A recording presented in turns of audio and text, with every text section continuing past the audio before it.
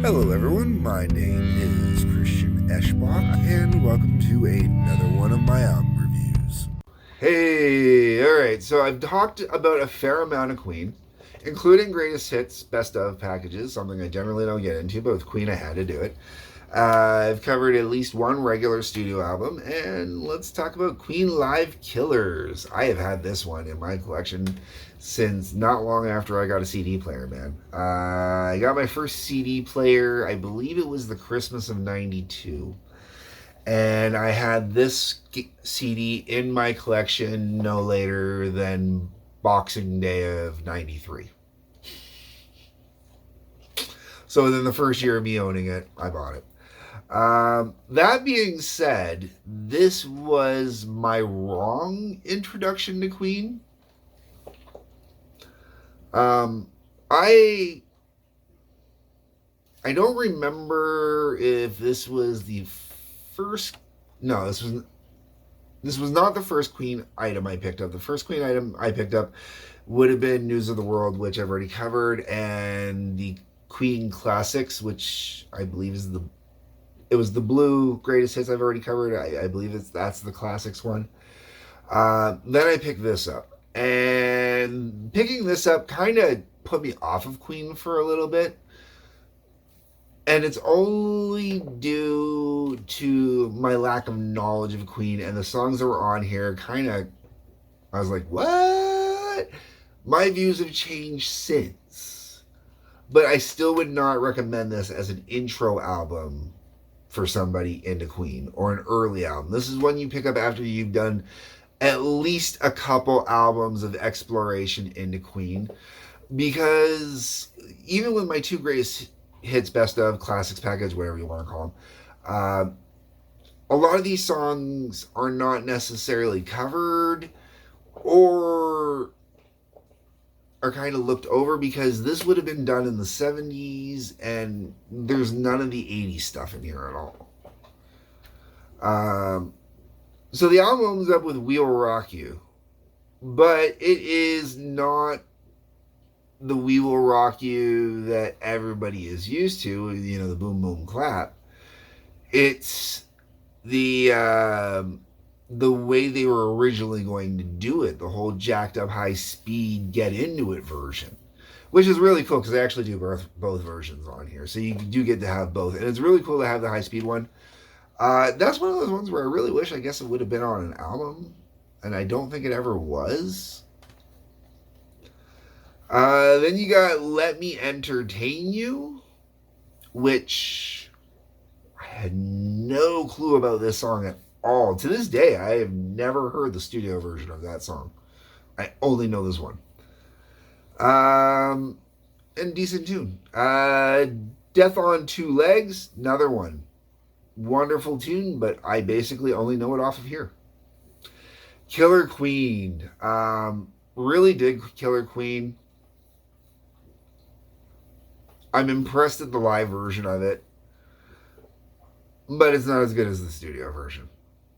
Then you got Bicycle Race. Of course I like Bicycle Race. But you know what's missing after Bicycle Race? Fat Bottom Girls. Bicycle Race without Fat Bottom Girls is just wrong. I'm sorry, is just wrong. I'm in Love with My Car. Man, that is a song that, you know, so famous for its oddity that it ended up getting a joke on the Bohemian Rhapsody movie. Get down, make love. I love this song, man. Get down, make love. Get down, make love. Get down. Oh, good tune, man. Really like the live version on here, too. They have some real good fun with it. You're My Best Friend. I'm not a fan of this song the whole way around. Never have been, really. But I understand why people like it so much. And it is a fun kind of song. And I think the reason this album might actually be part of the reason I'm not as much of a fan of it, because when I hear the studio version, I kind of like, ooh, yay. Now I'm Here. I don't mind that one. But This is a song where the production on it really helps because they kind of pan the voice all over the place in the studio production. And it sounds like they try to do that in the live one too, so it'll be panning out of different speakers, which would be a great effect when you're actually watching them live, right? The downside, though, is the recording technology at this time would not have captured that properly and did not capture that properly. Unless they did a quadraphonic release, maybe there's a quadraphonic release of this and they, mastered it for quadraphonic, but on a basic stereo release, it doesn't work the same. Dreamer's Ball, another one where I only know the version off of here. And I don't mind it, it's pretty decent. Love of My Life, that's a sweet song. 39, not a bad tune. Not one I'm overly fond of or I'm overly into, but not a bad tune. Also another one where I basically just know it from here. Keep Yourself Alive, good tune, man. Great tune. Live rendition 2's got some great energy to it as well. Then we hit disc 2. We got Don't Stop Me Now. Live, that's just, man, that's some energy. Spread Your Wings. At this point, when you're listening to the albums back to back and you got it going non-stop, Spread Your Wings makes sense at this point because it needs something to bring it down just a little bit. But for me, it didn't quite feel right there. Then you got Brighton Rock, which I'm really not a huge fan of. Really didn't do anything for me on here. Especially clocking in at 12:13. There's a lot. Too long. Bohemian Rhapsody. Wonderful, wonderful. The nice part also about Bohemian Rhapsody is it really gives you an idea between what the band could handle live and what they couldn't handle live. And the reason why I say this is when it actually gets to the Scaramouche kind of, that whole section there, the stage used to, the band would walk right off stage and the lights would come down while the tape was playing that part, and then they'd come back out afterwards because they'd have to play the tape. They couldn't replicate it live. It was just impossible to replicate it live.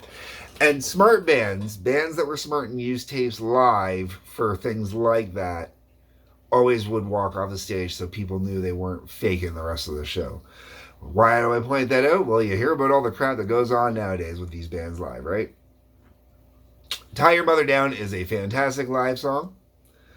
Absolutely amazing. That's followed up by A Sheer Heart Attack, another great live song. Then, like I said, you got We Will Rock You, which is great. We Will the Champions, which I could live without. And then God Save the Queen. And I'm going to be completely honest with you. I have issues with this as well, too, because they use the Star Spangled Banner. And they do the same thing at the end of the show, where they play the anthem. The part that pisses me off is I really think it should be the band playing the anthem. If you're going to waste space on a live album, have the band playing the song, don't play the tape. Okay? That's how I feel about that. There are certain exceptions to that, like Metallica playing Ecstasy of Gold before Enter Sandman on Live Shit, Binge and Purge. That's a 3-disc box set, and it's not like this where you're getting about 90 minutes worth of music, or this where you're getting about 74 minutes worth of music. The 3-disc box set where you were getting 3.5 hours of music. So having that little recording in the beginning to launch out after is okay. I don't mind it. Having these playing at the end of it, where it's just a tape playing and then putting the tape on here, why waste the space, man? Either have the band performing it or put something else in there. Especially since Queen, I'm pretty sure, played more than a 90-minute set. So, this album is, to me, a misbalanced album. And it's not the sound that's misbalanced, it's the set list that's misbalanced to me. And the way it's done on here, and where some of the songs get longer and where there's some of the other ones get shorter, and I don't know. I feel like they just try to jam too much into too little, and it kind of suffers. I know a lot of people bought this one back in the 70s, especially when, live albums became the thing and everybody wanted the live albums and stuff like that. But this is one of those ones where, as much as I wanted it, I'll be honest, I probably could have lived without it, and I'd be okay with that. Like I said, this actually stunted my purchasing of Queen for actually quite a while. And when I say quite a while, I mean like I got the Classics album, and then after that, I don't think I picked up, or I got the Greatest Hits album, whatever the mauve colored one was. And after that, I don't think I've picked up a Queen album since. That's how much this one kind of stunted it for me. It wasn't enough to intrigue me into the other songs. I don't know. Maybe I'm being too hard on it. Let me know. What do you guys think? Should I go back, give this one another chance? I don't know. I mean, I've given it a chance. I still listen to it over the years. It's just I'm more selective about what tracks, and I don't go through too much. I'd rather listen to studio albums. All right, folks. Let me know if I'm being too hard down below in the comments. That's what the comment section is for.